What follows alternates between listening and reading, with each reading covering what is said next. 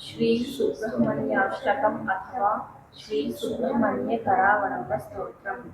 हे स्वामिनाथ करुणाकर दीनबन्धु श्री पार्वतीश मुख पंकज पद्म बन्धु श्री शादिदेव गण पूजित पाद पद्म वल्लीशनाथ मम देहि करावलम्बम्।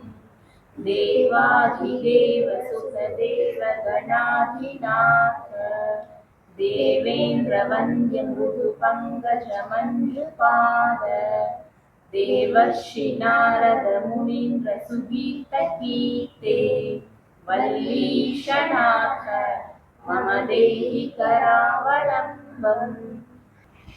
ஓம் ஸ்ரீ அருணகிரிநாதர் அருளிய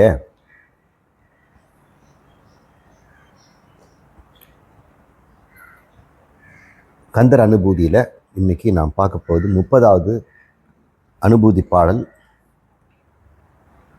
உணர்த்திய ஞானம் ஒப்பிட்டு சொல்ல ஒண்ணாதது அப்படிங்கிற அர்த்தத்தில் அவர் பாடியிருக்கிறார். செவ்வான் உருவில் திகழ்வேலவன் அன்று ஒவ்வாதது என உணர்வித்த அதுதான் அவ்வாறு அறிவார் அறிகின்றதலால் எவ்வாறு ஒருவர்க்கு இசைவிப்பதுவே. செவ்வான் உருவில் திகழ்வேலவன் அன்று ஒவ்வாதது என வித்ததுதான் அவ்வாறறிவார் அறிகின்றதலால் எவ்வாறொருவர்க்கு இசைவிப்பதுவே. செவ்வான் உருவில் திகழ்வேலவன் அன்றொவ்வாதது என உணர்வித்ததுதான் அவ்வாறறிவார் அறிகின்றதலால் எவ்வாறொருவர்க்கு இசைவிப்பதுவே. முருகனை பற்றிய ஒரு லட்சணத்தை சொல்கிறார். அப்புறம் என்ன உபதேசம் எனக்கு சொல்லி கொடுத்தார், அது அந்த உபதேசம் எப்படிப்பட்டது, அந்த உபதேசத்தில் நான் பெற்ற அனுபவத்தை நான் மற்றவர்கள் எப்படி நான் விளக்கி சொல்வேன் அப்படின்னு 3 விதமாக இங்கே சொல்கிறார். ஒன்று, முருகனை பற்றிய விளக்கம். செவ்வான் உருவில் திகழ் வேலவன் அப்படின்னு ஒரு வார்த்தை. செவ்வானம் இரவுமல்ல பகலுமல்ல, இடைப்பட்ட ஒரு மாலை பொழுது. அங்கே வானம் சிவப்பாக இருக்கும். சூரியன் மறையறதுக்கு முன்னாடி சிவப்பாக காட்சி தருகிறான். அந்த வடிவில் தான் முருகனுடைய தோற்றம் இருக்குமா. அவருக்கு செவ்வேல்னே பேர். செந்நிறம் உடையவன், பொன்னிறம் உடையவன். அதனால் அவனுக்கு செவ்வான் உருவில். இந்த செவ்வானம் பகலுக்கும் இரவுக்கும் நடுவில் இருப்பது போல இந்த கந்தனும் சிவனுக்கும் உமைக்கும் இடையில தான் உட்கார்ந்துருப்பார். அவரை சோமஸ்கந்தர் அப்படின்னு பேர். அவர் ச உமா அப்படின்னு பேர். ச உமானா உமாவுடன் கூடிய ஸ்கந்தர். அப்போ உமாவுடன் கூடிய கந்தர்னு என்ன அர்த்தம்? சிவனும் உமையும் கூடியிருக்கும் பொழுது இடையில் அவர் இருப்பார். அது சத்து. உமையை சத்து, சிவனை சித்துன்னா இன்பமாக இவர் உட்கார்ந்துருக்கிறார். சச்சிதானந்தம். 3மே நமக்கு காட்சி. சோமஸ்கந்தர் அப்படிங்கிறத நம்ம மூலவராக பார்க்க முடியாது. அதிகமாக உற்சவராக அவரை பார்க்கலாம். நிறைய இடத்துல செம்பொன் மேனியில் அவர் செய்திருப்பாங்க. சிவனுக்கும் பார்வதிக்கும் இடையில் அவர் அமர்ந்திருக்கிற காட்சி. இது சச்சிதானந்த ஸ்வரூபம். அது சோம ஸ்கந்தர். ச உம சிவ ஸ்கந்தர். ச உம சிவ ஸ்கந்தர் தான் சோமஸ்கந்தர் அப்படின்னு பேர் வருது. அப்போது செவ்வான்கிறதுனுடைய அர்த்தம் என்ன? அவர் உமைக்கும் பார்வதிக்கும் பிறந்த இன்ப உருவான முருகன் அப்படிங்கிறது செவ்வானுங்கிற வார்த்தையிலே அவர் சொல்கிறார். அந்த உருவில் திகழ்கின்ற வேலவா, நீ எனக்கு சொல்லிக் கொடுத்த உபதேசத்தை நான் உணர்ந்தேன். நீ அறிவித்தாய், நான் அறிந்தேன். நீ உணர்வித்தாய், நான் உணர்ந்தேன். அறிவித்தலுங்கிறது அறிவில் கிடைக்கும். உணர்வித்தலுங்கிறது மனசில் கிடைக்கிற உணர்வு. ஒரு அறிவு வந்ததுன்னா அது உணர்வாக மாறணும்.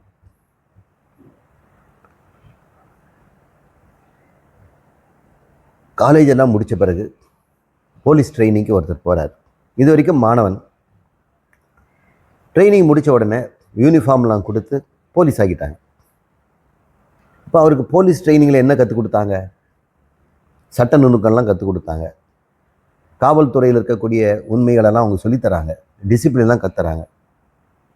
இப்போ அவர் அறிந்து கொண்டார் இதெல்லாம். இப்போ அதை அனுபவிக்கிறார். போலீஸாக இருந்து அனுபவிக்கிறார். இது பேர் உணர்த்தல். அதை உணர்விக்கணும், அறிவிக்கணும்.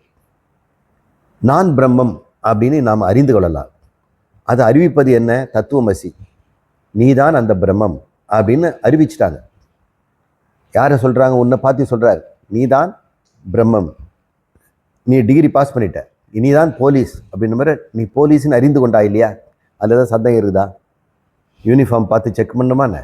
நமக்குள்ள அறிவில் நான் போலீஸ் என்பது தெரிஞ்சிடுச்சு. அப்போ உணர்வு எப்படி இருக்கும்? ஒரு மிடுக்கு வந்துடும். இல்லை, பயந்து பயந்து தெருவில் போன ஒரு பையன் இன்றைக்கி எப்படி இருப்பான்? போலீஸ் உடையில் மற்றவங்களாம் மிரட்டுற மாதிரி கங்கனம்பீரமாக செல்வான். அது பேர் உணர்வுன்னு அர்த்தம். டாக்டருக்கு படித்தவன் டாக்டர் அறிவை பெற்றுக்கிறார். அதே மாதிரி டாக்டருடைய உணர்வும் பெற்றுடுவா இல்லையா?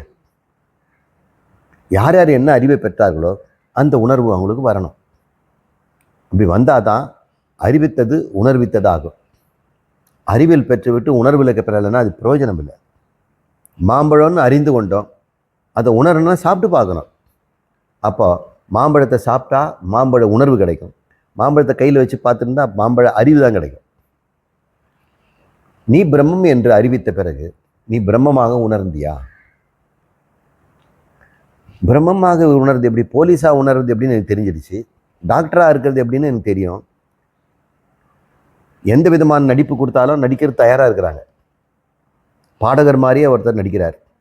பாடகர் உடைய போட்டுட்டு 10 அவதாரத்தில் 10 அவதாரங்களாகவும் நடிக்கிறவங்க இருக்கிறாங்க. அப்போ அந்த உணர்வு இருக்குல்ல. அப்போ அறிவோடு சேர்ந்து உணர்வும் வரணும். இப்போ நான் பிரம்மம்னு அறிவித்த பிறகு நான் பிரம்மம்னு உணரணும் இல்லை. அது என்னங்க பிரம்மம் பிரம்மங்கிறீங்க? பிரம்மம் என்றால் கடவுள். இந்த இடத்துல நம்ம எப்படி புரிஞ்சுக்கணும்னா, திருப்தவான், பூர்ணவான், முழுமையானவன், குறைவே இல்லாதவன், அவனுக்கு பேர் தான் பிரம்மம். அப்போ உனக்கு பேர் என்ன கொடுத்துருக்காங்க? குறைவில்லாதவன். நீ எப்படி உணரணும்? அப்போ குறைவில்லாதவனை உணரணும் இல்லை? அப்படி உணரலைன்னா நீ அறிந்ததுக்கு பயன் இல்லாமல் போயிடும். இப்போ குறையில்லாத உணர்வு உங்களுக்கு எப்படி இருக்குன்னு தெரியுமா? எந்த குறையும் யாரை பற்றியும் சொல்லக்கூடாது. எந்த உணவும் குறை சொல்லக்கூடாது. எந்த உலகத்தை பற்றியும் குறை சொல்லக்கூடாது. தன் உடம்பை பற்றியும் குறை சொல்லக்கூடாது. தென் மனசை பற்றியும் குறை சொல்லக்கூடாது. அது எப்படி சார் முடியும்? அப்போ நான் பிரம்மம் அறிஞ்சிக்கிறது சமம் இல்லை. அருணகிரிநாதர் உணர்ந்துட்டார், தன்னை குறைவற்றவன் அப்படின்னு உணர்ந்துக்கிட்டார். குறைவு எதுலேருந்து வருது? எதுலெல்லாம் நமக்கு குறைவு இருக்குதுன்னு பார்த்தோம்னா, சரீரத்தில் குறை இருக்கலாம். வயோதிகத்தினாலேயோ நோயினாலேயோ அல்லது பிறவிலேயே சில குறைகளோடும் பிறக்கலாம். அது உடல் ரீதியான குறை. உள்ள ரீதியான குறை, உள்ளத்தில் சில பேருக்கு பயம் இருக்கலாம். குழந்தையிலேருந்தே பயந்த சுபாவங்க. சில குழந்தை சந்தேகமாகவே இருக்கும், சந்தேக புத்தியாகவே இருக்கும். தன் பையை ஒழித்து வச்சுக்கோ, தன் பொருளை யாருக்கும் காட்டிட மாட்டாங்க, தன் மனசு இருக்கிறது யாருக்கும் வெளிப்படுத்த மாட்டாங்க. இப்படி சந்தேகம் இருக்கிறவங்க இருக்க. இந்த உணர்வெல்லாம் குழந்தையிலேருந்து வருது. இது உடம்புல இருக்கக்கூடிய, உள்ளத்தில் இருக்கக்கூடிய குறை. அது குறை தானேங்க. அப்போ எந்த உள்ளத்தில் உனக்கு சந்தேகமாக இருக்குது, நாளைக்கு என்ன நடக்குமோன்னு பயமாக இருக்குது, நாளைக்கு என் வாழ்க்கை எப்படி இருக்கும், நாளைக்கு என்ன செய்ய போகிறேன், என் குழந்தைகளை எப்படி காப்பாற்றுவேன், என் குடும்பத்தை எப்படி காப்பாற்றுவேன்னு ஒவ்வொரு நிமிஷமும் நாளையை பற்றிய பயம் இருந்ததுன்னா அது ஒரு குறை. உடலை பற்றி ஒரு குறை, உள்ளத்தை பற்றி குறை, உலகத்தை பற்றி குறை. இந்த 3 உள்ளம், உடல், உலகம், 3 பற்றியும் குறை சொல்லாதவன் பிரம்மம். தன்னை பற்றி குறை சொல்ல மாட்டான், உலகத்தில் இருக்கிறவங்களெல்லாம் குறை சொல்லுவான். அதையும் குறைக்கூடாது. இதுதான் குறைவற்ற நிறைவு. இப்படி ஒரு மனசு இருந்ததுன்னா அது பிரம்மத்தில் உணர்ந்தவன், பிரம்மத்தை உணர்ந்தவன், தன்னை பிரம்மமாக உணர்ந்து கொண்டிருப்பவன். ஏன்னா பிரம்மத்துக்கு எந்த குறையும் இல்லை, குறை சொல்றதுக்கு விஷயமே இல்லை. அப்படிப்பட்ட நிலையை அவர் அடைந்தாராம். அந்த உணர்வை நான் எப்படி வாயால் சொல்லுவேன் அப்படின்னு அவர் சொல்றார். ஒவ்வாதது அப்படின்னா அதுக்கு சமம் இல்லைன்னு அர்த்தம். அதுக்கு ஒப்பே கிடையாது. நான் உணர்ந்த அந்த உணர்வு, அவர் என்னை சொன்னார் நான் யாருன்னு, நான் அப்படி உணர்ந்து விட்டேன். அந்த உணர்வு என்கிட்ட இருக்குதே, அந்த உணர்வை நான் எப்படி உணர்த்துக்கு சொல்லுவேன் அப்படின்னு கேட்குறார். நான் அறிந்ததெல்லாம் சொல்லிடுவேன். நான் வெளியூர் போயிட்டு பயணம் பண்ணிட்டு நான் இங்கே என்னென்ன பார்த்தனோ என்னென்ன கேட்டனோ அதெல்லாம் அறிந்தேன், அதெல்லாம் எல்லாருக்கும் விளக்கிடுவேன். ஆனால் ஒன்றை உணர்ந்தால் அதை எப்படி வாயால் சொல்ல முடியும்? அந்த டிராகன் ஃப்ரூட்டுன்னு ஒன்று சொல்கிறாங்களே, அது சாப்பிட்டு பார்த்துருக்கீங்களா? நல்லா இருக்குது டிராகன் ஃப்ரூட்டுன்னு அது விளக்குறாரு. டிராகன் ஃப்ரூட்டு மேலெல்லாம் முள்ளாக இருக்கும், உள்ளே வெட்டினோம்னா வெள்ளையில் கருப்பு கருப்பு புள்ளியாக இருக்கும். இது டிராகன் மாதிரி இருக்கும், டிராகன் டங் மாதிரி இருக்குது. அந்த பழம் எப்படி இருக்குன்னு சொன்னோம்னா, டிராகன் ஃப்ரூட்டை பற்றி நல்லா சொல்கிறீங்களே, அது எப்படி டேஸ்ட்டுன்னு உங்களால் சொல்ல முடியலையே, சொல்ல முடியல. அது உணர்வு. அறிவு எல்லாருக்கும் கொடுத்துடலாம், உணர்வை கொடுக்க முடியாது. குருநாதர் உங்களுக்கு நீங்கள் பிரம்மங்கிறதுக்கு எல்லா விதமான நிரூபணத்தையும் காட்டி உங்கள் சந்தேகத்தை நீக்கி உங்கள் வாயாலே நான் பிரம்மம் தான், அளவற்றவன் தான், குறைவற்றவன் தான் ஒத்துக்க வச்சுக்கிறார். ஆனால் அவரால் உணர்வை கொடுக்க முடியுமா? அதை நீங்கள் தான் உணரணும். அப்போ அவர் சொல்கிறாரு, அவ்வாறு அறிவார், இவ்வாறு அறிந்து கொண்டவர் அறிகின்றது அலால், அறிந்துக்கு தான் முடியுமே தவிர எவ்வாறு ஒருவருக்கு இசைவிப்பது, அது எப்படி நான் விளக்கி சொல்வது? நான் அவ்வாறு அறிந்து கொண்டேன், அவர் அறியதான் முடியுமே என்னால் தவிர அந்த உணர்வை நான் யாருக்கும் கொடுக்க முடியாது. அதை அவரவரெல்லாம் அவங்க அனுபவிக்கணும் அப்படின்னு அவர் சொல்கிறார். அவர் என்ன தான் சொல்லிட்டார்? ஒவ்வாததுன்னா ஒப்பில்லாதது, ஆதேசம் அப்படின்னு பேர். மிக சிறந்த உபதேசத்துக்கு ஆதேசம்னு பேர். ஸ்வேதகேதுக்கு அவங்க அப்பா சொல்கிறார், அந்த ஆதேசத்தை நீ உன் குருவிடம் கேட்டு தெரிந்து கொண்டாயா? அது என்ன உபதேசம்? அதுதான் இன்னைக்கு சொல்கிறார். அந்த ஒவ்வாதது என உணவிருத்து என்ன சொன்னார்னா, அது தான், அது தான் என்று அறிவித்தாராம். அது தான் என்று அவ்வாறு அறிவார்.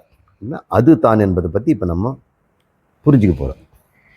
இதுதான் இந்த பாடலில் இப்போ நம்ம பேச வேண்டிய தலைப்பு. ஒவ்வாதது என்றால் ஆதேசம், மிக உயர்வான உபதேசம். அந்த உபதேசம் எப்படிப்பட்டனா, அதுதான் நீ அப்படின்னு சொல்லியிருக்கார். முருகன் என்ன சொன்னார்? அதுதான் நீன்னு சொன்னார். இவர் எப்படி பண்ணார்? அதுதான் நானுன்னு புரிஞ்சுக்கிட்டார் இல்லையா? நான் அதுதான் நீன்னு சொன்னால் நீங்கள் எப்படி புரிஞ்சுக்குவீங்க? ஓ, அது நான், அது தான், அது தான் என்று அவ்வாறு அறிகின்றவர் அறிகின்றதால் எவ்வாறு ஒருவருக்கு இசைவிப்பது, இசைவிப்புன்னா how can I explain, how can I narrate, how can I make you feel, எப்படி உன்னை அதை உணர வைக்க முடியும்? அப்போ நீயும் முருகர்கிட்ட போய் அந்த பாடத்தை கற்றுக்கிட்டாக்கா உனக்கு அந்த உணர்வு வரும்.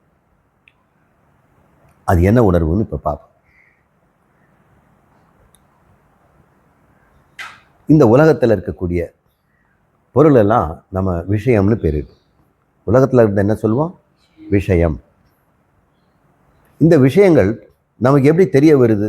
உலகத்தில் இருக்கிற விஷயங்கள் எல்லாம் எனக்கு எப்படி தெரிய வருது அப்படின்னா, சப்த, ஸ்பரிச, ரூப, ரச, கந்த அப்படின்னு 5 விதமாக இந்த உலகம் எனக்கு தெரியுது. ஒலி, ஊறு, ஒளி, சுவை, நாற்றம். மறுபடியும் சொல்கிறேன். ஒலின்னா சப்தம், ஊறுன்னா ஸ்பரிசம், தொடு உணர்வு, ஒளின்னா கண்ணுக்கு தெரிகிற வெளிச்சம், நிறங்கள்,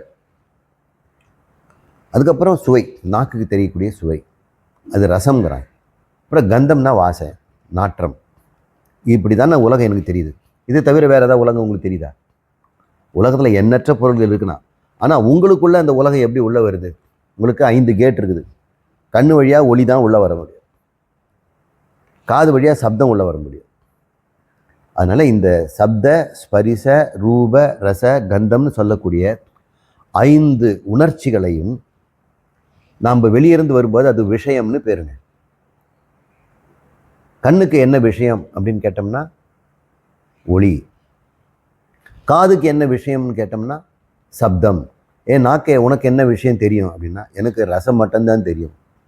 ரசம்னா சாப்பாட்டில் ஒரு ரசம் இல்லை, எல்லா சுவையும். மூக்கே உனக்கு என்ன விஷயம் தெரியும்? என்ன விஷயம் அப்படின்னு மூக்கை கேட்டிங்கன்னா எனக்கு அது என்ன சொல்லும்? எனக்கு வாசனை இருக்குதா இல்லையான்னு சொல்லும். அப்போ கண் என்ன சொல்லும்? கண்ணுக்கு என்ன கண்ணை உன் விஷயம் என்ன சொல்லு? நீ என்ன அறிந்தாய்? ஒளி இருட்டு. காதே நீ என்ன அறிந்தாய்? சப்தம் நிசப்தம். தோலே நீ என்ன அறிந்தாய் அப்படின்னு சொன்னால் உணர்வு உணர்வின்மை, உணர்ச்சி உணர்ச்சியின்மை. சில பேருக்கு மறந்து போயிடும், இந்த கையில் எனக்கு உணர்ச்சி இல்லைங்க, இந்த கையில் உணர்ச்சி இருக்குது அப்படின்னு சொல்லி அது ரெண்டுத்தையும் அறியுது. அப்புறம் மூக்கு என்ன அறிந்தாய்? நாற்றம் நாற்றமின்மை, நாக்கு சுவை சுவையின்மை, டேஸ்ட்டு ஒன்றும் இல்லை சார். அப்போ எத்தனை விஷயம் அறியுது? 10 விஷயம். ஒளி இருட்டு, சப்தம் நிசப்தம், சுவை சுவையின்மை, நாற்றம் நாற்றமின்மை, உணர்வு உணர்ச்சி, தொடு உணர்ச்சி தொடு உணர்ச்சியின்மை, இப்படின்னு 10 விஷயங்களும் இந்த 5 புலன்களும் அறியுது. இதுக்கு பேர் இந்திரியங்கள்னு பேர். இந்த 10 என்ன சொல்கிறோம்? விஷயங்கள் சொல்கிறோம். கண்ணுக்கு விஷயம் ஒளியும் இருட்டும் அப்படின்னு புரிஞ்சுங்க. இப்படி 10 இருக்குது. 10 விஷயங்கள், அதை அறிகின்ற இந்திரியங்கள் 5.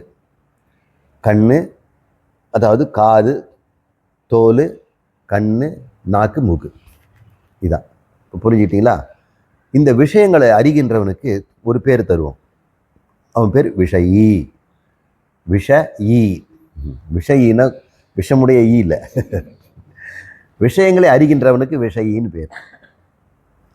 10 விஷயங்களையும் 5 விஷயிகள் அறிகிறாங்க. இந்த விஷயங்கள் எல்லாம் அறியப்படும் பொருள். இவன் அதை அறிவான், விஷயி விஷயத்தை அறிவான். ஆனால் விஷயம் அறியுமா? ஒளிய கண்ணை பார்த்தியான்னா அது பதிலே சொல்லாது. சப்தமாக காதுக்குள்ள போனியா அப்படின்ட்டு அது சொல்லாது. இப்போ விஷயி தான் அறிபவன், விஷயங்களெல்லாம் அறியப்படும் பொருள். இது வரைக்கும் சரியா இருக்குங்களா? சரி. கண்ணுக்கு விஷயங்கள் ஒளியும் இருட்டும், காதனுடைய விஷயம் சப்தங்களும் நிசப்தமும். கண்ணை போய் சப்தம் இருக்குதா நிசப்தம் இருக்குதான்னு கேட்டால் சொல்லுமா? சொல்லாது. காதை கேட்டு வெளிச்சமாக இருட்டான்னு சொன்னா சொல்லாது. அவங்கவுங்க விஷயம் மட்டும்தான் அவங்க பார்ப்பாங்க. இவங்களை அத்தனையும் இந்த 5 பேரையும் அறிகின்ற இன்னொன்று இருக்குது. அது பேர் உள்ளம்னு பேர். அது பேர் உள்ளம். அந்த உள்ளம் கண்ணையே விஷயமா பார்க்கும். கண்ணுக்கு விஷயம் வெளிச்சம், காதுக்கு வெளிச்சம், காதுக்கு விஷயம் சப்தம். ஆனால் மனசுக்கு இந்த 5 பேருமே விஷயங்கள் தான். கண்ணையும் அறியும், காதையும் அறியும், தோலையும் அறியும். யாரு? உள்ளம். இந்த உள்ளத்துக்கு இப்போ எத்தனை விஷயம் இருக்கிறான்? இப்போ உள்ளங்கிற ஒரு விஷயம் இருக்கிறான். அவனுக்கு விஷயங்கள் 5. 5 பேரையும் விஷயின்னு வச்சோம்னாக்கா விஷயங்கள் 10. 10 விஷயங்களை 5 விஷயிகள் அறிகிறார்கள். 5 விஷயங்களையும் ஒரு விஷயம் அறிகிறான். இவனுக்கு அது விஷயமாயிடுது. இப்போ ஒன்று முதல்ல புரிஞ்சுக்கணும். விஷயங்கள் எல்லாம் அறியப்படும் பொருள், எனவே அறிவற்றது. அந்த விஷயங்களை கூப்பிட்டு நீ விஷய அறிவாயின்னா பதில் சொல்லாது. வெளிச்சத்தை போய் கண்ணை பார்த்தியான்னு சொல்லாது. ஆனால் கண்ணு நீ வெளிச்சத்தை பார்த்தா நான் பார்த்தேன்னோ. அப்போது அறிவுடையது எது? புலன்கள். விஷயங்களெல்லாம் அறிவற்றது. விஷயி அறிவுடையவன், விஷயங்கள் அறிவற்றவை. இதில் ஏதோ சந்தேகம் வருதா? இல்லை. இப்போ உலக விஷயங்கள் எல்லாம் அறிவற்றது, அறிகின்ற இந்திரியங்கள் எல்லாம் அறிவுடையது. ஆனால் அதுவே உள்ளத்துக்கு விஷயமாயிடுது இல்லை? அப்போ உள்ளந்தானே விஷயி, அறிவுடையவன். அப்போ புலன்கள் எல்லாம் என்ன ஆகும்? அறிவற்றது. அது வெறும் கருவி. கேமரா, இது மைக்கு, அவ்வளோதான். இந்த உள்ளம் விஷயியா? அறிவுடையவனா அப்படின்னு ஒரு கேள்வி கேட்குறோம். இல்லை, அவனையும் அவங்களுக்குள்ளேயும் நிறைய விஷயங்கள் இருக்கு. உள்ளத்துக்குள்ளேயும் 4 விஷயம் இருக்கு. ஒன்று உணர்வு, இன்னொன்று அறிவு, இன்னொன்று நினைவு, இன்னொன்று செயல். இந்த உள்ளம் 3ஐயும் செய்யுது. அது விஷயம் தானே. யாருக்கு விஷயம்? உள்ளம் அறிந்ததை அறிந்தவன் யார்? உள்ளம் உணர்ந்ததை உணர்ந்தவன் யார்? உள்ளம் நினைத்ததை நினைத்தவன் யார்? உள்ளம் பேசியதை பேச வைத்தவன் யார்? அப்படின்னு பார்த்தோம்னா இந்த உள்ளம் கூட விஷயமாயிடுச்சே. அது ஒரு விஷயமாயிடுச்சே. அதை அறிந்தவன் தானே விஷயி. அவன் யாருன்னா அவன் தான் நான். அவனை தான் நம்ம நானுன்னு சொல்கிறோம். அப்போ நானும் ஒருத்தர் சட்டம் போட்டு உள்ளே உட்கார்ந்துக்கிட்டு எல்லா விஷயங்களும் அறிகிறான். உள்ளத்தின் மூலம் இந்திரியங்கள் வழியாக உலகத்தை அறிகிறான். அப்போ உலகமும் அறிவற்றது, இந்திரியங்களும் அறிவற்றன, உள்ளமும் அறிவற்றது. இதை அறிகின்ற நான், அவன் பேர் அகங்காரம்னு பேர். அவன்தான் அறிபவன். புரிஞ்சிடுச்சா? நீங்களாம் யார்? இப்போ அறிகின்ற அகங்காரம். மீதி எல்லாம் அறிவற்றது. உங்கள் மனம் அறிவற்றது, உங்கள் புத்தி அறிவற்றது, உங்கள் சித்தம் அறிவற்றது. என்ன சார் மனம் புத்தி சித்தம்னு 3 சொல்கிறீங்கன்னு? முதல்ல அறிவு, உணர்வு, நினைவுன்னு சொன்ன இல்லையா? அதே வேறு பேர் சொல்கிறேன். உணர்வுக்கு பெயர் மனம், அறிவுக்கு பெயர் புத்தி, நினைவுக்கு பெயர் சித்தம். அப்போ என் சித்தத்தையும் என் மனதையும் என் புத்தியையும் நான் பார்ப்பதால் நான் தான் அறிபவன். அவை மற்றவை அறியப்படும் அறிவற்ற பொருட்கள். அவை எனக்கு விஷயம். என்னுடைய விஷயம் அதெல்லாம். உலகமே எனக்கு விஷயம், புலன்களும் விஷயம், உள்ளத்தில் இருக்க மனம் புத்தி சித்தம் 3மே எனக்கு விஷயம். நான் யார்? நான் தான் விஷயி கிடையாது. நீயும் விஷயம்தான். நானுன்னு சொல்லிட்டு இருக்கிறோம் பார்த்தீங்களா? அவனும் கூட இன்னொருத்தருக்கு விஷயம். அவன் அறிவுரை ஒருத்தர் இருக்கிறான், அவன் தான் விஷயி. இப்போ அகங்காரம் யாரு? விஷயம். விஷயம்னா யாரு? அறிவற்றவன். ஆனால் அறிவுடையவன் மாதிரி நடிக்கிறான். மனம் இல்லாத வரைக்கும், உள்ளம் இல்லாத வரைக்கும் இந்திரியங்கள் அறிவுடையது பாரு நடிக்கும். உள்ளம் வந்த பிறகு பார்த்தாக்கா நாங்கள்லாம் அறிவற்றவர்கள், உனக்கு விஷயம் கொடுக்குறவங்க தான், நாங்கள்லாம் உங்கள் விஷயம். உள்ளம் கூட அறிவுடையது போல செய்து அது உணர்வால் துடிக்கும் பொழுதோ, அறிவு கொண்டு அப்படியே ஆன்னு சொல்லும் பொழுதோ, நினைத்து ஏங்கும் போதோ அது அறிவுடையது மாதிரி தெரியுது. ஆனால் அது ஒரு விஷயமா போயிடுச்சு இல்லையா? உணர்த்தனுக்கு, ஆங்காரத்துக்கு அது விஷயமாகி போயிடுச்சு. அப்போ ஆங்காரம் தான் அறிவுடையவன். உண்மையிலே ஆங்காரமும் கூட இன்னொருவருக்கு விஷயம்தான். அவர் யாருன்னா அவர் தான் ஆத்மா, அவர் தான் சித்து, அவர் தான் சேதனம். அது எப்படி சார்? ஆத்மா ஒன்று திடீர்னு விஷய கொண்டு வந்துட்டீங்க, அகங்காரம் எப்போ விஷயமாச்சு? உங்களுக்கு அகங்கார விஷயமாகுதா? இது வரைக்கும் யோசனை பண்ணி பார்க்கல. உலகம் விஷயமாச்சு, இந்திரியங்கள் விஷயமாச்சு, உள்ளத்தில் இருக்க மனம் விஷயமாச்சு, புத்தி விஷயமாச்சு, சித்தம் விஷயமாச்சு. நீங்க உங்களுக்கு விஷயமானீங்களா? விஷயமாக எப்பன்னா இந்த அகங்காரமும் 3 விஷயங்களா இருக்குது. நனவு, கனவு, உறக்கம்னு 3 இருக்குது. அது உங்களுக்கு விஷயமாகுதுல்ல? அப்ப நனவில் ஒரு அகங்காரம் இருந்ததுல்ல, கனவுல ஒருத்தர் இருந்தால, அவங்க வேலையை தான் அவங்க பார்ப்பாங்க. கண் வேலை தான் பார்க்கும், காது பற்றி தெரியுமா? இப்போ நனவுல இருக்கிறவனுக்கு கனவு கிடையாது, கனவுல இருக்கிறவனுக்கு நனவு கிடையாது, உறக்கத்தில் அவனுக்கு 2 பேரும் கிடையாது. அப்போ அகங்காரமே 3 இருக்குது இல்லை? நான் என்பதே கனவில் ஒரு நானாகவும், நனவில் ஒரு நானாகவும், உறக்கத்தில் நானே தூங்குறபவனாகவும் பிரக்ஞா மாத்திரமா இருக்கிறோம். இப்போ இந்த 3 நானும் யாரோ ஒருத்தன் அறிகிறான். நான் உறங்கினேன், நான் கனவு கண்டேன், நான் ஜாக்கிரதை நினைவில் இருக்கிறேன் அப்படின்னு ஒருத்தர் சொல்கிறார். நனவில் இருக்கிறேன்னு சொல்கிறா இல்லையா? அவனுக்கு இந்த 3ம் விஷயமா இல்லையா? அப்போ ஒரு கேட்கும்போது என்ன விஷயங்கன்னா, நான் ஒரு கனவு கண்டனா அப்படின்னு சொல்கிறேன். இப்போ கனவுல இருந்தவனை நீ என்ன பண்ண கனவுல? அதைத்தான் சொல்கிறேன். இப்போ கனவுல நீ பார்த்தேன்னா கனவுல உன்னை நீ பார்த்த, அகங்காரத்தை நீ பார்த்த, அங்கே பயந்து நடிக்கிட்டேன், முடிச்ச பிறகு தான் தெரிஞ்சது எல்லாம் கனவுன்னு. அப்போ அந்த நான் யார்? பயந்த கோழி. நனவுல பயம் தெளிஞ்சவன் யார்? அப்போ 3 பேர் இருக்கிறாங்க. அகங்காரமும் விஷயம்தான். யாருக்கு? ஆத்மாவுக்கு. அதுதான் உண்மையான தான். இவன் வெறும் நான். அகங்காரம் யாரு? நான்ன்ட்டு சுற்றி திரிகிறான். அப்போ அவனே விஷயமாயிட்டான்னா அவன் அறிவற்றவன் தானே. ஆத்மா ஒன்று தான் விஷயி, அவன் ஒருவன் அறிவு. அதுதான் சேதனம், அது மட்டும்தான் சித்து. சரி, ஆத்மா யாருக்காவது விஷயம் ஆயிடுமா? கடவுளுக்கு. கடவுள் என்ன ஆத்மாவை பார்த்துட்டு இருந்தாருன்னா, என்ன எத்தனை ஆத்மாக்கள் இருக்குது இந்த உலகத்தில், எத்தனை ஆத்மாக்கள் இருக்குது. அப்போ ஒவ்வொருத்தருக்கும் ஒரு அறிகின்ற ஒரு சாட்சியாக ஆத்மா இருக்குதுன்னா கடவுள் அத்தனையும் பார்க்குறாருல்ல. அப்போ நானும் அறிவற்றவன் ஆயிடுவனோ, நானும் கடவுளுக்கு விஷயமோ அப்படின்னு நினச்சிட்டு இருக்கும்போது முருகர் சொன்னார், டே அதுதான் ஒவ்வாதது, அதுதான் அவ்வாறு அறிவார், அதை தான் என்று எவ்வாறு, அதை என்ன அந்த ஆத்மாதான், அந்த பிரம்மம் தான் நான் என்று உணரணும். அப்போ ஆத்மாவை அறிவன் ஒருத்தம் கிடையாது. ஆத்மா யாருக்கும் விஷயமாவதில்லை. அது யாராலும் பார்க்கப்படுவதில்லை. பார்க்கப்படாதனால அது பேர் அப்பிரமேயம்னு பேர். யாருக்கு அது பிரமேயமாகிறது இல்லை. பிரமேயனோ பார்க்கப்படும் பொருள், யாருக்கும் விஷயமாகிறது இல்லை.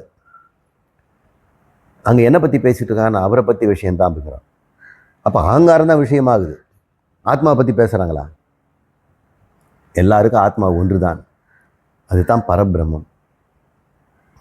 இதை நம்ம கண்டுபிடிக்கணும். அது எப்படி நீங்கள் சொன்னால், முருகர் சொன்னால் நான் ஒத்துக்குவேன். இந்த ஆத்மான்னு சொல்லக்கூடிய என்னுடைய விஷயி, என்னுடைய சைதன்யம் தான் பிரம்மம்னு எப்படி நான் கண்டுபிடிக்கிறது அப்படின்னு கண்டுபிடிக்கணும். அப்போ விசாரிக்கணும். யாரெல்லாம் விசாரிக்கணும்? இப்போ வரிசையாக விசாரித்தோம். விஷயங்களை பொறுத்த வரைக்கும் இந்திரியம் விஷயி விசாரித்தோம். ஆனால் உள்ளத்தை பொறுத்த வரைக்கும் இந்திரியங்களும் விஷயங்களே. சரி, உள்ளத்தை ஆத்மாவை பொறுத்த அகங்காரத்தை பொறுத்த போது இந்த உள்ளமும் விஷயம்,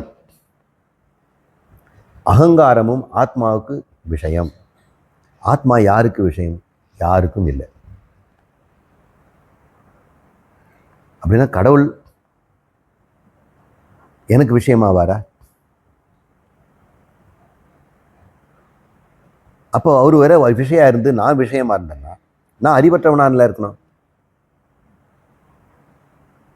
இப்போ நம்மக்கிட்ட 3 விதமான தன்மைகள் இருப்பதை நம்ம பார்க்க போகிறோம்.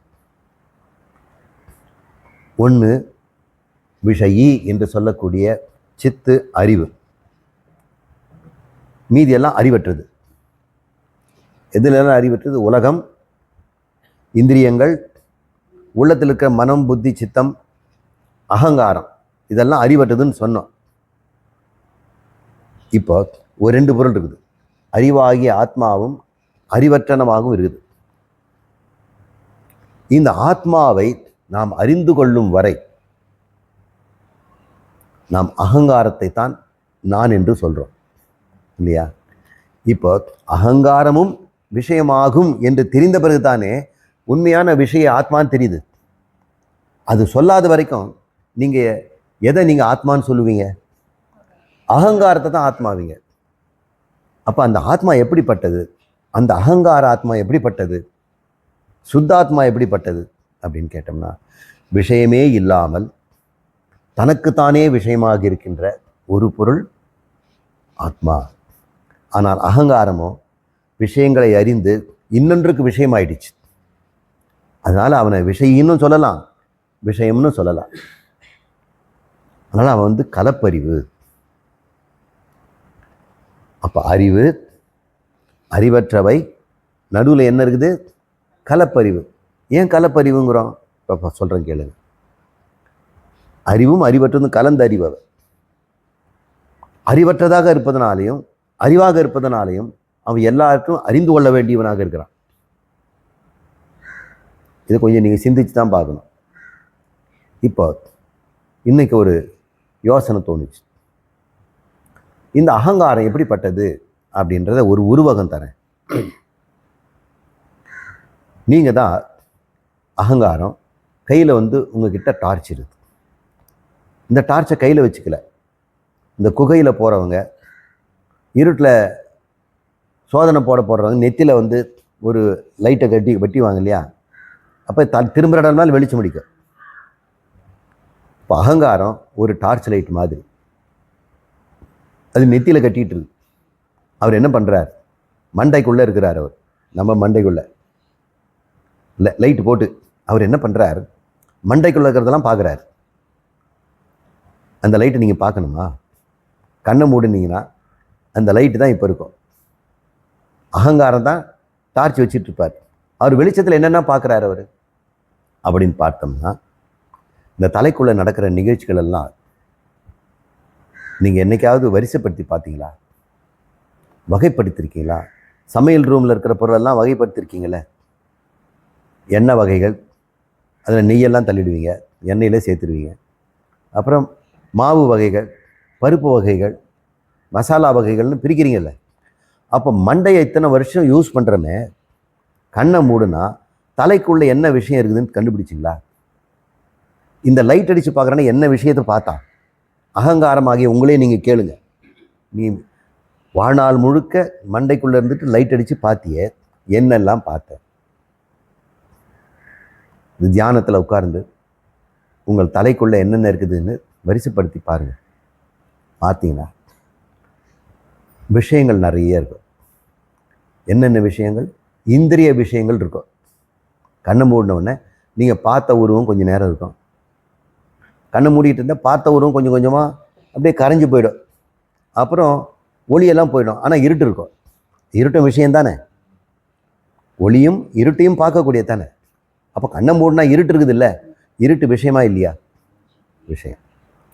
அப்போ விஷயத்தில் போட்டுட்டோம் இல்லை, என்னென்ன இருக்குது லிஸ்ட் போடணும். இப்போ ஒளியே அல்லது இருட்டு, அதை நம்ம பார்ப்போம். சப்தம் அல்லது நிசப்தம், அதுவும் மண்டைக்குள்ளே இருக்கும். கண்ணை மூடி உட்கார்ந்து இருக்கும்போது வெளியே எங்கேயோ குயில் சத்தமோ, காக்கா சத்தமோ, அல்லது பால்கார சத்தமோ, பட்டாசு சத்தமோ உள்ளே கேட்கும். எதுவும் கேட்கலனாலும் நிசப்தம். அப்போ உங்களுக்கு மண்டைக்குள்ளே எத்தனை விஷயம் இருக்குது? இந்திரியங்களுடைய விஷயங்கள் 10 இருக்கும்.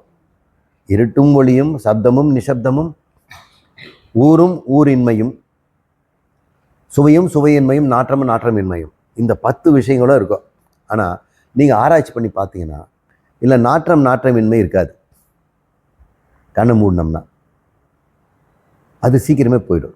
சுவையும் சுவையின்மும் போயிடும். கொஞ்சம் நாக்கில் இருக்கக்கூடிய கசப்போ அல்லது எச்சிலோ கொஞ்சம் நேரம் இருக்கோ, அது போயிடும். இந்த உடம்பில் இருக்கக்கூடிய இந்த ஊர் காற்று வீசுது, கொசு கடிக்குது, தியானத்தில் அப்படியே போகும் போக இதுவும் போயிடும். 10 விஷயத்தில் இப்போ 6 விஷயம் போயிடுச்சு. 2 விஷயம் இருக்கும். சப்தமோ இந்த ஒளியும் தான். மெல்ல மேலே சப்தமும் போயிடும். ஏன் இதெல்லாம் போகுது? ஏன் தெரியுங்களா? இந்த டார்ச் அடிக்கிறவர் பார்த்தீங்களா, இவத்திலெல்லாம் டார்ச்சை நகர்த்திட்டார். அவர் மறுபடியும் நாக்கில் டார்ச் அடித்தார்னா கசக்குதுன்னு தியானத்தில் கண்டுபிடிப்பார். மூக்கில் டார்ச் அடித்தார்னா இங்கே ஏதோ வாசனை வருது, தீர வாசனை வருது, தியானத்தில் எழுந்து போய் பார்க்கணும். இப்போ டார்ச் அடிக்கிறவர்களுடைய டார்ச் ஒளி எங்கே படுது? இந்த டார்ச் பேர் தான் கவனம்னு சொல்கிறோம். அந்த அகங்காரம் தன் கவனத்தை எங்கே திருப்புகிறது என்று பார்த்தோம்னா புலன்களுடைய விஷயங்களிலிருந்து திருப்பி மனதிற்கு காட்டுகிறது. மனசில் என்னதுன்னு, அப்போ மனசில் தியானத்தில் உணர்வுகள் இருக்கும். என்ன உணர்வு இருக்கும்? அமைதியாக இருக்கப்பா, இன்றைக்கி நல்லபடியாக தியானம் பண்ணலாம் அப்படின்னு அமைதி உணர்வு இருக்கும். இல்லைன்னா அமைதி குலைந்த உணர்வு இருக்கும். என்ன இப்படி காட்சிகள் மறைய மாட்டேங்குது, சப்தங்கள் ஓய மாட்டேங்குது, அதை பற்றி மனம் கலங்கிக்கிட்டு இருக்கும். அல்லது சில பேர் குழந்தையிலேருந்தே ஒரு உணர்வு இருக்கும். அச்ச உணர்வு, பரிதாப உணர்வு, ஏதோ பறி போயிடுமோன்ற ஒரு பய உணர்வு. இது எப்பவுமே இருக்குங்க. கனவுலலாம் வரும், நனவுலையே அப்படியே தான் வாழ்வாங்க. வாழ்க்கையில் அடிபட்டு அந்த உணர்வு போக மாட்டேங்க. தியானத்தில் உட்கார்ந்தாலும் அந்த உணர்வு வந்து குதிச்சு நிற்கும். பயம், எது குறித்தோ பயம் தெரியல. அந்த விஷயம் மண்டையில் இருக்குது, பார்த்துருக்கீங்களா? இனிமேல் பார்க்கணும். தியானத்தில் உட்காந்துக்கிட்டு இந்த மண்டைங்கிற ஒரு வெளி, அந்த சிதாகாசத்துக்குள்ள, அதுக்கு தகராகாசம்னு பேர். இந்த தகராகாசங்கிற இதய குகை, அதுக்குள்ள என்ன நடக்குதுன்னு பார்த்தோம்னா, இந்த மன உணர்வுகள் எழுந்து அடக்கதும் புலன் உணர்ச்சிகள் தோன்றி மறைவதையும் இவன் லைட் அடித்து பார்க்குறான். அப்புறம் பழைய எண்ணங்கள் எல்லாம் மேலே வரும். இப்போ கவனம் எங்கே போயிடுச்சு? எண்ணங்களுக்குள்ள போயிடுச்சு. இதெல்லாம் மண்டையில் நடக்குது. அப்படி இல்லைன்னா புதுசாக எண்ணம் போடுவான். எங்கே இன்வெஸ்ட் பண்ணலாம், ரிட்டைர்மெண்ட்டுக்கு அப்புறம் என்னென்ன பண்ணலாம், சரி அடுத்த ஞாயிற்றுக்கிழமை எங்கே போகலாம் அப்படின்னு. இது புதுசாக உண்டாக்குற எண்ணம். இப்போ எத்தனை பார்த்தா மண்டையில் உணர்ச்சிகள் என்று சொல்லக்கூடிய விஷயங்கள், மனதனுடைய உணர்வுகள், புத்தனுடைய சிந்தனைகள், சித்தத்தினுடைய பழைய வாசனைகள், இத்தனையும் தலையில் இருக்குது. இந்த அகங்காரங்கிற டார்ச் லைட் இதைத்தான் கவனிச்சிட்டு. இப்போ அவனுக்கு வந்து முருகர் சொல்கிறாரு, டேய், உன் கவனத்தை மண்டைக்குள்ளே இருக்கக்கூடிய இந்த விஷயங்கள், இதெல்லாம் விஷயங்கள் தானே, இந்திரிய விஷயங்கள், மன விஷயங்கள், சித்த விஷயங்கள், புத்தி விஷயங்கள், இத்தனை விஷயங்களும் விடு, சும்மா இரு சொல்கிறார். அப்புறம் என்ன பண்ணுறார்? உன் கவனத்தை உன் மீது திருப்புங்கிறார். இப்போ மண்டைக்கு இப்படி பார்த்துட்டு இருந்த டார்ச் லைட்டை இப்படி அடிக்கிறான். தியானத்தில் அப்படி பண்ணி பாருங்க. இப்போ என்ன விஷயம் இருக்கும்? ஏதாவது விஷயம் இருக்குமா? ஆத்மா இருக்குது சார் அப்படின்னு சொன்னோம்னா ஆத்மா உனக்கு விஷயம் ஆகிடும். அப்போ இவன் விஷயம் ஆயிடுவான். அப்போ தன்னைத்தான் அவன் பார்க்கிறான். தனக்கே தான் விஷயமாகிறான். தானே விஷயம், தானே விஷயம். அது பேர் ஸ்வப்பிரகாசம்னு பேர். மீது எல்லாம் மற்ற பிரகாசம், பெரிதின் மீது தான் பிரகாசம் அடித்தான் லைட்டு. இப்போ தன்னையே பார்க்கிறான். கண்ணாடியில் முகத்தை பார்த்தால் நீ தான் தெரிவே. அங்கே பார்க்கும்போது இந்த இத்தனை காலம் அறிபவனாக, உணர்பவனாக, நினைப்பவனாக, செய்பவனாக இருந்த நான் இவை எதுவும் அற்றவனான தூய சைதன்ய ஞான சொரூபமாக இருக்கிறேன் என்பதை அவன் அறிகிறான். அந்த உணர்வு எவ்வாறு ஒருவருக்கு இசைவிப்பது? உன் உணர்வை, உன்னுடைய சுய ரூபத்தை, உன் சுபாவத்தை, உன்னுடைய தன்மையை நீதான் அறிய முடியும். அது ஒரு மற்றவர்களுக்கு விஷயமாக சொல்ல முடியாது அப்படிங்கிறார். அதுதான் இந்த உண்மையை தான் ஒவ்வாததுங்கிறார். அன்ஈக்குவல். இந்த டீச்சிங்க்கு சமமாக வேற டீச்சிங்கே இல்லை. மீதி எல்லா டீச்சிங்கும் விஷயங்களை கருது தான், விஷய பற்றி இல்லை. விஷயங்களை பற்றி நீங்கள் எல்லா பல்கலைக்கழகத்தில் படிக்கலாம். அங்கே பல பல்கலைக்கழக பிரம்மவாதிகள் இருக்கிறாங்க, மாயாவாதிகள் இருக்கிறாங்க, சனபங்கவாதிகள் இருக்கிறாங்க, சொரூபவாதிகள் இருக்கிறாங்க, நியாயவாதிகள் இருக்கிறாங்க, சாங்கியவாதிகள் இருக்கிறாங்க. இவங்கெல்லாம் கலை ஞானம் கற்றவங்க. 1000 பேசுகிறாங்க. பிரகிருதி எப்படி, மாயா எப்படி, குணங்கள் எப்படி. தன்னை பற்றி யாரும் பேசவே முடியாது. அதனால் அவங்களோட அந்த சடக்கர்களோட வாதம் செய்யாமல், முருகா நீயே எனக்கு உண்மையான ஆதேசம் என்று சொல்லக்கூடிய பிரம்மம் நான் என்ற அது தான் என்று அறிவித்து விட்டாயே, இது எதற்கு சமம்? நான் அகங்காரத்தை கொடுத்தேன், நீ ஆத்மாவில் கொடுத்துட்ட. தந்தது என் தன்னை, கொண்டது உன் தன்னை. சங்கரா ஆர்குலோ சதுரர். இந்த யார் பெரிய கெட்டிக்காரன்? நான் ஒரு சில்லறையை போட்டுட்டு மலையை வாங்கிட்டேன் அப்படின்னு சொல்கிறார். அதுதான் இந்த பாடலுடைய உள்ளர்த்தம். 31வது அனுபூதி மணி ஆராய்ச்சி. இது விஷயம் பெருசாக இல்லை, இருந்தாலும் ஒரு விஷயம் சொல்கிறதுக்கு முன்னாடி நம்ம உணர்வை அவர் தூண்டி விடுறார். அப்போ தான் அறிவோம், மோட்டிவேஷன் கொடுக்குறார். பாழ்வாழ்வு எனும் இப்படு மாயையிலே வீழ்வாய் என என்னை விதித்தனையே, தாழ்வானவை செய்தன தாம் உளவோ, வாழ்வாய் இனி நீ மயில் வாகனனே, நீ நல்லா இருப்பா, இப்படி பண்ணிட்டிய. நம்ம சில பேர் சொல்கிறோம், நீ நல்லா இருப்பா, இந்த கோலத்தில் கொண்டாந்து விட்டுட்டல்ல, நீ நல்லா இரு அப்படின்னு ஒரு ஒரு வினோதமாக சொல்கிற மாதிரி இருக்குது. பாழ்வாழ்வு எனவே படு மாயையிலே, இந்த மாயான வாழ்க்கையில் கொண்டு போய் என்னை மாட்ட வச்சிட்டியே, வீழ்வாய் வீழ்ந்து சாகு, செத்து செத்து பிழை என என்னை விதித்தனையே, இப்படி பண்ணிட்டியே. நான் என்ன பண்ணிட்டேன்? அப்படி தாழ்வானவை செய்தது தான் உளவோ, நான் அப்படி ஏதாவது செய்துட்டேனா, என்னை இப்படி பண்ணிட்டியே, வாழ்வாய் நல்லா இரு அப்படின்ற. இது கொஞ்சம் வினோதமாக இருக்குது, புதுமையாக இருக்குது. வினோதம்னா it opens a new information, அதான் வினோதம் பேர். புது தகவலை வெளிவிட்டால் அது பேர் வினோதம் பேர். வினோதமாக இருக்குதுன்னா புதுசாக இருக்குதுன்னு அர்த்தம். அவர் சொல்கிறாரு, வாழ்வாய் அப்படின்னு சொல்லலாமா? சிறியவங்க பெரியவங்கள நல்லா இருங்கன்னு சொல்லுவாங்களா? சொல்லக்கூடாது. இல்லை, பெரியவங்க தான் நம்மளை நல்லா இரு அப்படின்னு சொல்லுவாங்க. முருகனையே நல்லா இருன்னு அர்த்தம்.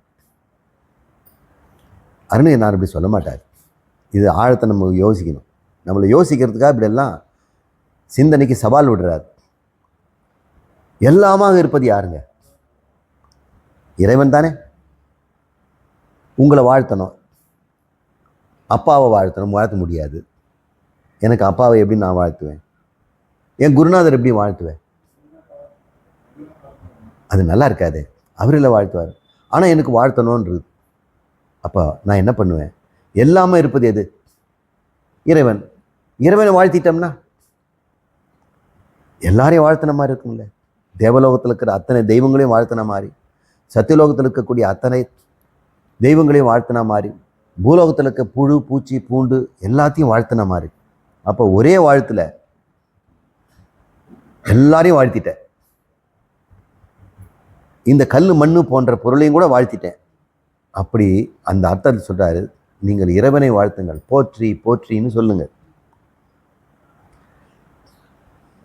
அப்படிதானே போற்றி போற்றிங்கிறார். வாழ்க வாழ்க அப்படின்னு மாணிக்கவாசகர் சொல்றார். நமசிவாய வாழ்க, நாதன் தாள் வாழ்க, இமைப்பொழுதும் என் நெஞ்சில் நீங்காதான் தாழ் வாழ்க. அப்புறம் வெல்க, அப்புறம் போற்றி. இறைவனை போற்றிட்டோம்னா, இறைவனை புகழ்ந்துட்டோம்னா வெல்கன்னு புகழறார். போற்றின்னு அவரை வாழ்த்துறார். வாழ்க வாழ்க என்று நீண்ட காலம் இருக்கும்படி சொல்றார். அதனுடைய அர்த்தம் என்னன்னா, எல்லா உயிரையும் வாழ்த்துறாருன்னு அர்த்தம். எவ்வுயிரும் இன்புற்றிருக்க அப்படின்னு எல்லாம் சொல்றாங்க. அந்த அர்த்தத்தில் வாழ்வாய் நீ மயில் வாகனனே, மயில் வாகன முருகன், தாழ்வானவை செய்தது தாம் உளவோ அப்படின்னா தான், தாழ்வான காரியங்கள் செய்தால்தான் நாம் இங்கே பூமியில் பிறகுறோம். ஒருவேளை அதான் செய்திருப்பனோ, இப்படி பண்ணிட்டியே அப்படின்னு சொல்கிறார். எப்படிப்பட்ட வாழ்க்கை எனக்கு கொடுத்துருக்கிறார்? பாழ்வாழி வேணும் இடு இப்படு மாயையிலே. படு மாயை என்ன அர்த்தம்னா, எது அனுபவம் ஆகுதோ அதை படுன்னு சொல்கிறான். பட்டியா, நல்ல பட்டியா அப்படிங்கிறான். அப்படின்னா நல்லா அனுபவிச்சிட்டியான்னு அர்த்தம். இவர் பட்டவர் சொல்கிறாரு, இவர் பட்டறிவர் சொல்கிறாரு. பட்டு பட்டு அறிந்தம்பா அப்படின்னு சொல்கிறாங்க. படு என்றால் என்ன? அனுபவம்னு அர்த்தம். மாயை அனுபவத்துக்கு மாத்திரம் இருக்கும், சிந்திச்சு பார்த்தா இருக்காது. அனுபவத்துக்கு மாத்திரம் இருக்கும், அறிவு இருக்காது. அப்படியெல்லாம் நிறைய விஷயங்கள் இருக்குது. இந்த உலகம் அனுபவத்துக்கு தான் இருக்கும். ஆராய்ச்சி பண்ணி பார்த்தோம்னா அது இருக்காது. உண்மையிலே இல்லாத பொருள் அனுபவத்துக்கு வரும். பேய் கூட இல்லை, ஆனால் அனுபவிச்சிருக்கீங்கல்ல. இந்த அனுபவங்கள் எல்லாமே எப்படிப்பட்டதுன்னா, படுவதால், இந்த உடல் உள்ளம் போன்றத்தில் அனுபவிப்பதால் மட்டுமே இருக்குது. ஆழ்ந்த உறக்கத்தில் உங்களுக்கு உள்ளமும் இல்லை, உடலும் இல்லை, அனுபவம் இருக்கா? இந்த உலகம் இருக்கா? இல்லை இல்லை. அப்போ நான் அனுபவித்தால் மட்டுமே இந்த உலகம் இருக்குது. நான் அனுபவத்தை நிறுத்திட்டேன்னா உலகம் இல்லை, நான் இருப்பேன். உலகம் இருக்காது, நான் இருப்பேன். எப்படிப்பட்ட ஆள் பாரு. என்னை இப்படி பண்ணிட்டேங்கிறாரு. இந்த படுமாயில அனுபவித்து விட்டேன். இல்லையே, நான் யாருன்னு தெரிஞ்ச பிறகு நான் அனுபவித்தால் மட்டும் இருக்கு. சூரியனே இருக்கட்டுமே, நான் பார்க்கலன்னா இல்லை இல்லை. நீங்கள் பார்க்கலன்னா இவங்கெல்லாம் பார்க்குறாங்களே. நான் கேட்குறேன், இவங்கன்னு சொல்கிறீங்களே, எல்லாருக்கும் அறிவு தானே இருக்குது. அறிவு ஒன்று அறியலைன்னா அறியப்படும் பொருள் இருக்குதா? இந்த பிரபஞ்சத்தில் அறிவே இல்லை. அப்போ அந்த பிரபஞ்சம் இருக்குமா? இருக்குன்னு சொல்கிறதுக்கு ஒருத்தன் வேணும் இல்லை? பிரபஞ்சம் நான் இருக்கேன்னு சொல்லுமா? சொல்லாது, அறிவற்றது. அப்போ அறிவு தானே அறிவற்றதை இருக்க வைக்குது. அது இருப்பு தர்றது யாரு? சத்தம் கொடுத்து ஸ்பூர்த்தியும் கொடுக்குது. அறிவு ஒன்று இருந்தால், அறிவே இல்லாத இடத்துல, இப்போ நிலாவில் யாருமே இல்லை, அங்கே ஏதோ நடக்குது. யாருக்காவது தெரியுமா? நிலா சொல்லுமா? அப்போ நிலாவில் ஒரு பூகம்பம் நடந்தது. யாருக்காவது தெரியுமா? நீங்கள் இருந்தால் தெரியும். நீங்கள் இங்கிருந்து டெலஸ்கோப்பில் பார்த்தா தெரியும். நீங்கள் இல்லைன்னா சனி கிரகத்தில் என்ன நடந்து போச்சுங்க? சூரியனுக்குள்ளே என்ன நடக்குது? நீங்கள் பார்க்கலன்னா அது தெரியுமா உங்களுக்கு?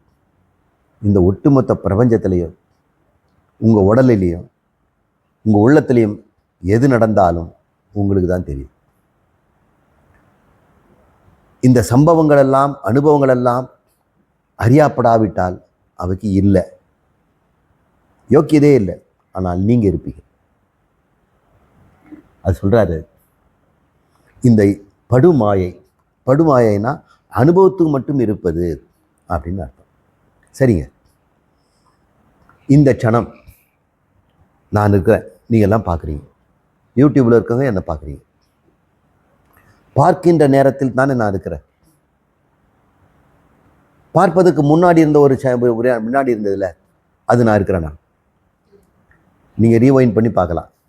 ஆனால் நீ நேரடியாக என்னை நீ பார்க்கணுன்னா பார்க்கும்போது தான் இருக்கிற. பார்க்கறதுக்கு முன்னாடி இருந்த நான் எங்கே? சில பேர் அப்படி தான் இருக்கிறாங்க. சார் இப்போ தான் சார் பார்த்தேன். என்னாச்சுங்க? ரத்த வெள்ளத்தில் ரோட்டில் கிடக்குறாங்க. ஒரு வினாடிக்கு முன்னாடி வந்து கொண்டாந்து இப்போ கொடுங்கக்குள்ள முடியுமா? ஒரு வினாடிக்கு முன்னாடி உயிரோடு இருந்தார், இப்போ அவர் ரத்த வெள்ளத்தில் செத்து கிடக்கிறார். ஒரு வினாடியில் அப்போ மட்டும் தானே இருக்குது தெரியுது. அதுக்கு முன்னாடி இருந்தது உண்மையா? உண்மைன்னா இப்போ நீங்கள் கொண்டு வந்து கொடுக்கலாம்ல. செத்தவெல்லாம் இப்போ இங்கே இருப்பானே.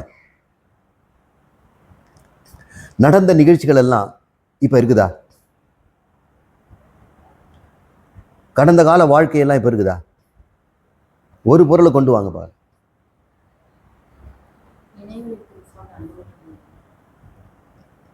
உண்மையில் இருக்கா? நினைவில் இருக்கிறத நம்ம எப்படி இல்லை உள்ள பொருள்னு சொல்லணும்?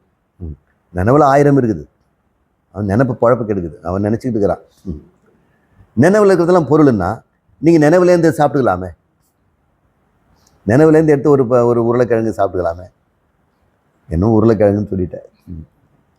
சாப்பிட்டு ரொம்ப நாள் ஆச்சு.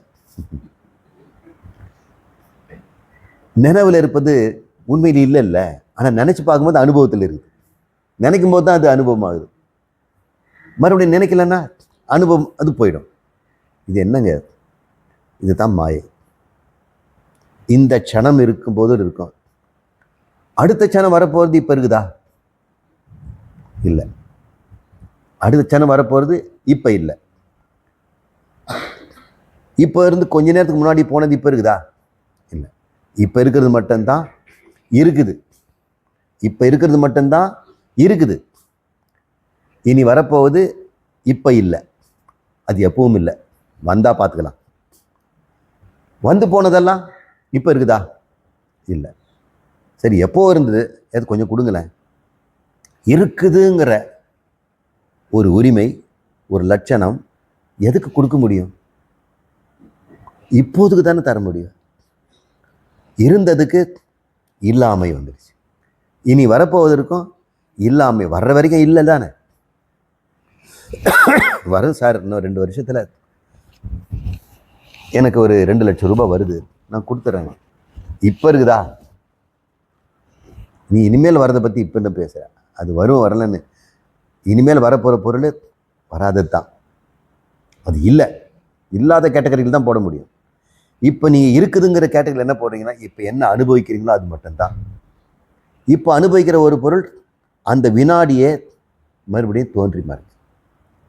அப்போல்லாம் நம்மெல்லாம் என்ன பொருள்? இது பேர் மாயை. இதுக்கா இவ்வளோ கஷ்டப்படுறோம்? ஆனால் கஷ்டமெல்லாம் நிகழ்காலம் கொடுக்கறது இல்லையே. நிகழ்காலம் உங்களுக்கு ஏதாவது துன்பம் கொடுக்குதா? இல்லை. கடந்த காலத்தினுடைய துன்பங்கள் தான் நிகழ்காலத்தை துன்பமாக காட்டுது. எதிர்காலத்தை பற்றிய பயம்தான் நிகழ்காலத்தை பயமுறுத்துது. இப்போ நிகழ்காலம் உங்களை ஒரு வினாடிக்கு மேலே இல்லை.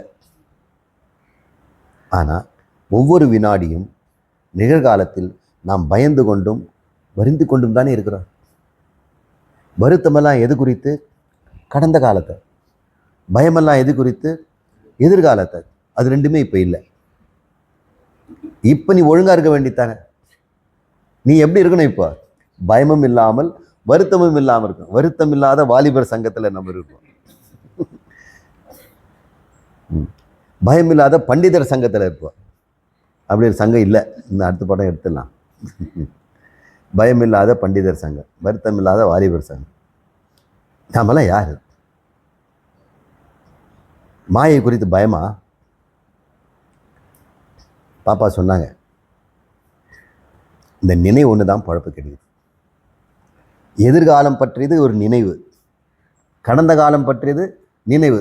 சரி, நினைவுன்னு ஒரு பொருள் எடுத்து கொடுங்க பார்க்கலாம். அதுவும் இல்லை. இந்த நினைப்பு தானே இப்போ இருக்கிற பழப்பு கிடைக்குது. நீ ஒழுங்காக பழைச்சிட்டு இருந்த, பழசை நினைச்சான் விட்டுட்டான், இனி வரப்போகிறத நினைச்சான் விட்டுட்டான். இப்போ எப்படி இருக்கணும்? நாம் எப்படி வாழணும்? இப்போது பிறந்தோம் என்று வாழுங்கள். யாரையாவது பார்த்தோம்னா இப்போதான் பார்த்தேன்ற மாதிரி வாழுங்க. இவனை பற்றி ஏற்கனவே எனக்கு தெரியும்னு பார்த்தீங்கன்னா போச்சு. இப்போது பிறந்தோம் என்று பாருங்கள், இப்போது பிறந்தவை என்று அனுபவிங்கள். வாழ்நாளை வேஸ்ட் பண்ண வேண்டாம். இதுதான் மைண்ட்ஃபுல்னஸ்ங்கிறாங்க.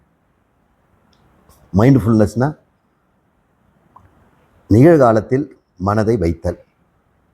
சாப்பிட்றீங்களா? சாப்பிடுங்க. சில பேர் இங்கே உட்காந்துட்டு இருப்பாங்க, பேசிகிட்டு இருப்பாங்க, மனசு எங்கேயோ வீட்டில் இருக்கும், ஆஃபீஸில் இருக்கும், தொலைஞ்ச பொருளை பற்றி யோசனை பண்ணிகிட்டு இருப்பார். உடம்பு இருக்கும், ஆனால் மனசு எங்கே இருக்குது? மனசு எங்கே இருக்குது? கடந்த காலத்தில் இருக்கும், இல்லை எதிர்காலத்தில் இருக்கும். நிகழ்காலத்தை மிஸ் பண்ணிக்கிட்டே இருக்குது. நமது உள்ளம் நிகழ்காலத்தை இழந்து கொண்டே இருக்கிறது. பொன்னானது நிகழ்காலம். அந்த நிகழ்காலத்தை ஒரு வினாடி விட்டுட்டோம்னா கூட அது திரும்ப வராது. அப்படி ஒரு பொன்னான ஒரு நிகழ்காலத்தை எதுக்கு வீணாக்கி கொட்டி வீழ்த்துறோம்? அவர் சொல்றார், என்ன இப்படி நினைச்சிட்டியா, வாழ்க அப்படின்னு சிரிக்கிறாரு. நான் ஏமாறுறவன் கிடையாது. வாழ்வு எப்படிப்பட்ட இந்த வாழ்வு பாழ், சூன்யம், அது இல்லாதது. வாழ்வுன்னு சொல்றீங்களா? எங்க இருக்குதுங்க? அது வாழ்வு, நத்திங்னஸ், டோட்டல் அப்ஹாரன்ஸ், நான் எக்ஸிஸ்டன்ஸ். இந்த வாழ்வுங்கிறது நான் எக்ஸிஸ்டன்ஸ். இப்போ வாழ்றீங்க சார், எவ்வளோ நேரம்? ஒரு நிமிஷம். வாழ்ந்த வாழ்வு இப்போ இருக்குதா? இல்லை. இனி வரும் வாழ்வு இருக்குதா? இல்லை. வாழ்கின்ற வாழ்வு எவ்வளோ நேரம்? அது வாழ்வு. அடுத்த நிமிஷமே பாழாயிடும். க்ஷணம் நேரம் இருப்பதனால இது பேர் வாழ்வு எனும் இப்படுமாயையில் வீழ்வாய். நீ மாட்டுவ அப்படின்னு நினைச்சியா? நான் என்ன அப்படி தாழ்வான காரியம் செய்தவனா? என்ன தாழ்வான காரியம்? இல்லாதது இருப்பதா நினைப்பது, இருப்பதை இல்லைன்னு விட்டுறது, இருக்கின்ற நிகழ்காலத்தை விட்டுவிட்டு இல்லாத எதிர்காலத்தையும் இல்லாத கடந்த காலத்தையும் நான் நினைக்கிறவன் நினைப்பியா? அதுதான் தாழ்வானவை. அந்த தாழ்வானவற்றை செய்வேன் நினைக்கிறியா? நீ வாழ்வாய், எனக்கு இந்த அருள் தந்தாயே முருகா நீ வாழ் அப்படின்னு சொல்லியிருக்கு. ரொம்ப ஆழமான கருத்துக்குள்ள போயிட்டோம். சிந்திக்க வேண்டியது.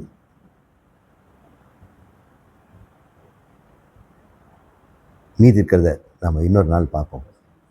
ஓம் பூர்ணமத பூர்ணமிதம் பூர்ணாத் பூர்ணமுதச்யதே பூர்ணஸ்ய பூர்ணம் ஆதாய பூர்ணம் ஏவா வசிஷ்யதே. ஓம் சாந்தி சாந்தி சாந்தி. ஹரி ஓம்.